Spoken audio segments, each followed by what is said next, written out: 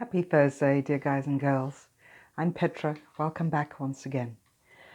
I would like to share a couple of extracts from an email that I received from one of the viewers, Helen. And Helen requested a video on dealing with loneliness after going no contact with the ex-narcissist.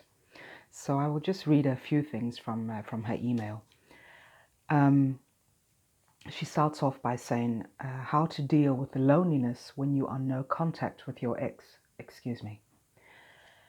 I am self-employed online, so don't have work colleagues.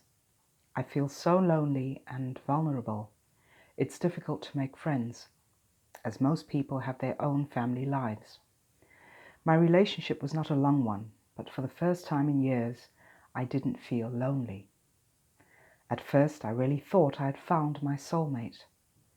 The idea of being alone again for a long time terrifies me, especially when, for a few months, I felt so happy.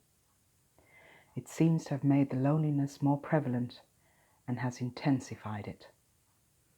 So, thank you for sharing your story with me, Helen. And I believe that a lot of us can benefit from this video because we can all relate to what Helen wrote. We can all identify with the emotion that she's going through of feeling lonely. And I think it's also very important to just show the difference between being alone and feeling lonely.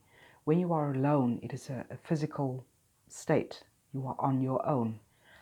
But when you feel lonely, it is an emotional state. So I want to back this up right to the beginning, just to be able to show you where this emotion, this feeling of loneliness is coming from. So if it has been your life story that you have been raised in a dysfunctional, in a toxic or a narcissistic home, then you will find that growing up as a child, you were never given unconditional love. You were berated for very many things. You were told that a child should be seen and not heard, maybe. Your opinions didn't matter. Your voice was often silenced. You were made to feel invisible.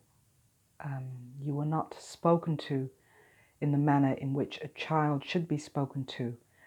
Asked, that your parent asked you what you wanted for dinner, what kind of birthday party you'd like to have, having friends over for that birthday party, thoroughly enjoying life, enjoying play, enjoying the carefree life of a child. So I understand that very many of you have not experienced this because you were brought up in a dysfunctional home. And this is where loneliness sets in, because the healthy way of raising a child is to give it that foundation on which to build their life. And if that foundation has been shaky, if it has not been unconditional, if it has been tormented, if you have been left in the dark, so to speak, and in some cases it might even be literally left in the dark, then you create this emotion of feeling lonely. And so what happens? We take that feeling of being invisible, being lonely, we take it through our teenage years into adulthood. And when the narcissist comes into your life, just temporarily, you will feel that that lonely feeling has gone, that you don't have that loneliness emotion anymore, because you have this person in your life who puts you on a pedestal, who praises you, who makes you feel that you are their soulmate. This is all, of course, in the beginning stages of the relationship, where you feel so good. You think, what have I done to deserve this? To have this perfect for you, this perfect person come into my life and make me feel so good about myself. So this is where that the whole of loneliness and emptiness that empaths and codependents, children from abusive homes, have been made to feel, have been given that hole. when you meet up with the narcissist, the hole will temporarily be filled, so you will feel good. Then, when the breakup comes, when you have gone no contact from your ex-boyfriend, girlfriend, spouse, and you are left on your own, that is when you will feel those childhood traumas.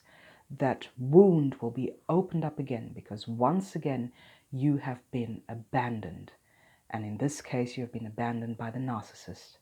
So this agonizing feeling will resurface again, and you will be frantic. You will have so much anxiety on how to once again fill up that empty feeling, because you feel really distraught. So, it is something that every one of us goes through, but it can be dealt with, because you have been taken. What has become your normal is that coming from a dysfunctional home, that has become your normal. That is not a natural way to be, but it is what you are accustomed to. You have been through this for most, if not all, of your life. So this is what feels comfortable to you, the abuse. And on the other hand, you keep going back to the beginning of the relationship where you felt loved, you felt validated, you felt good.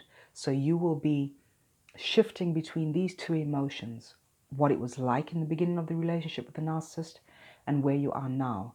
So what has actually happened is that you have been taken out of that false, safe environment with the narcissist, and you are now again on your own, and you don't know how to deal with this, because this is not your normal. You feel that you need the validation from the narcissist, from the toxic friend, from the ex-spouse, in order to feel good again. So what you've actually gone through is, it works both ways. The narcissist is addicted to us. They need us. It is an addiction. And the other way around, the codependent or the empath needs the narcissist in order to feel the validation as well. The only difference, of course, is that we can heal and the narcissist will not heal. So it's very important when you are feeling this very deep sense of loneliness, is that you start redefining yourself, redefining your true identity, which can be a very difficult task. Excuse me, I'm stuttering here. It can be a very difficult task because you have not been allowed to experience yourself in your full authenticity. So when we reach a certain age, when we come to the awareness that the relationships we were in with toxic people were of course not healthy, were destructive, were very bad for our self-esteem, were very degrading. When you become aware of this, then you have the choice to redefine yourself. No one else can do that for you. It is something, the way you can look at it is you coming out of a toxic relationship. You have the in-between time. This is your in-between time that you are going through right now.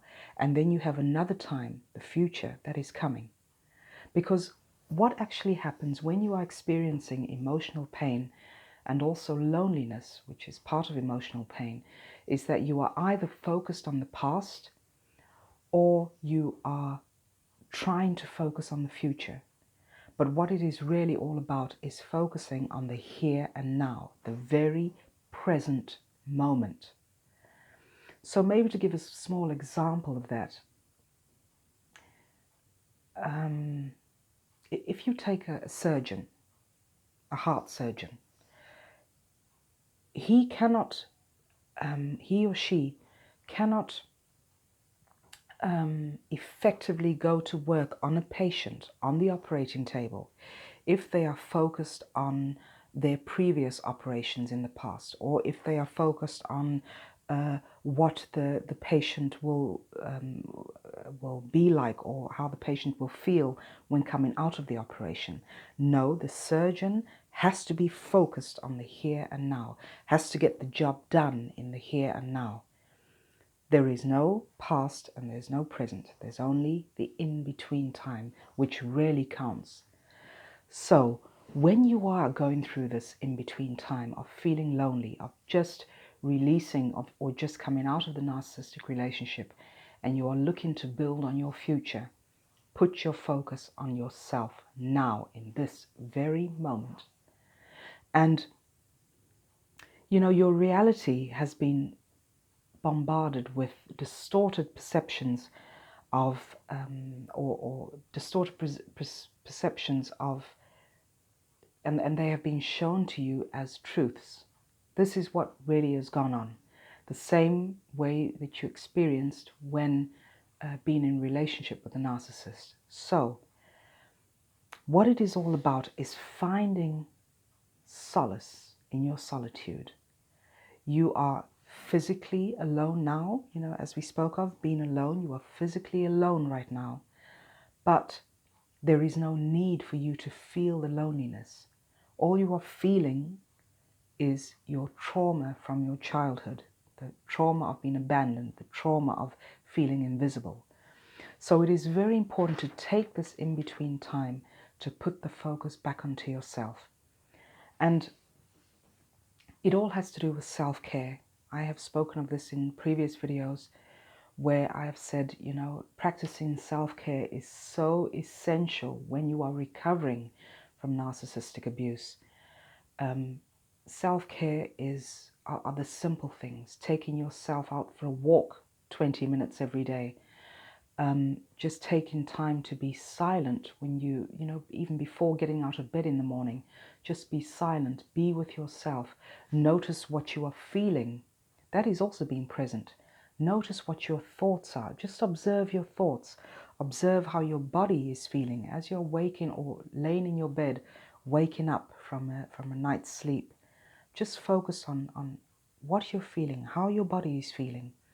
Focus on how you would like your day to be. What would you like to do today? What do you have to accomplish today? What would you like to spend free time on? What do you enjoy doing? This is all part of self-care. You know, nurturing your body and your mind, being at peace with yourself. And it is a process. Healing from narcissistic abuse is a process of self-growth, of personal growth. So you have to take this each day at a time. You have to start by allowing yourself to grieve. You know, when we are feeling pain, what we really want to do is just run away from that pain. We don't want to have anything to do with it. But you have to allow yourself to feel the anger, feel the pain, feel the sadness, feel the loneliness. This is all part of your grieving. You have to go through this process because this is your here and now in order to come out on the other end and start forming your future. So part of self-care is also loving on yourself. And what is self-love? You know, it sounds very, very spacey. It sounds spiritual. You know, I've got to love myself.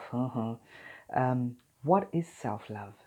Self-love is really just being appreciative of who you are with your talents, with your good qualities, with your downsides, with your quirks, with your strange habits, with your funny side. You know, it's the whole package of who you are. And because you have not learnt in childhood, you have not been allowed to experience your true identity because you were raised by narcissistic parents, you will have no idea how to do that. So this is all part of it, is just recognizing your own worth, recognizing that you are a unique human being. There will never be a second you. So this is what you have to focus on, is just learn to appreciate yourself for who you are. And you know, we all make mistakes. It is so easy for an empath, for a codependent, to focus on their own mistakes, to worry about that, to have that inner critic where we are continuously reprimanding ourselves for mistakes that we have made in the past. And you know, that is just not helpful. That is not helpful. This is part of learning how to love yourself. This is part of self-care, where you know, you own up to the fact that yes, you have made mistakes. Every single one of us have made mistakes. Lord knows I have made so many bad decisions in my life that have led to bad results. But the only thing I can say about that is you learn so much from all the mistakes that you make in your life. So allow that, because allowing yourself to learn from your mistakes is where you are going to build your trust. You need to trust that in spite of or because of all the mistakes you've made in your past, that is what is making you, transforming you into this new you, into this new person. So embrace those mistakes as well. You know, just realize that you are now a product of how you were raised. You are a product of the conditioning through your parents at an early age. It was not your fault back then. You were just an innocent child who didn't know any better. But now you are an adult. You are allowed to make new choices for yourself. You must take responsibility for those choices. You must allow the self-care to be put into play and redefine yourself so that you are now wary of what you have been through. You know that what you don't want is to get into a new narcissistic relationship. None of us want that. And the only way to truly, authentically avoid that is by trusting yourself. Because, you know, you are your first point of reference. When you are at peace with yourself, when you can trust yourself, trust your intuition, then you will not fall into the traps of the narcissist so easy in a following relationship. You will be at peace with yourself. You will know who you are, because that is the most important thing. Knowing who you are, knowing what your value is and what your worth is, and how you can bring that to the table in a new relationship. So another thing that I would like to say on this is, do not be in a rush to get into a new relationship. And that is not only just speaking to Helen, but it is also speaking to all survivors who have come out of toxic relationships, marriages, and who feel that in order to fill that need for validation, that empty hole that I spoke of at the beginning of the video, in order to soothe that feeling of being abandoned, we tend to rush into new relationships.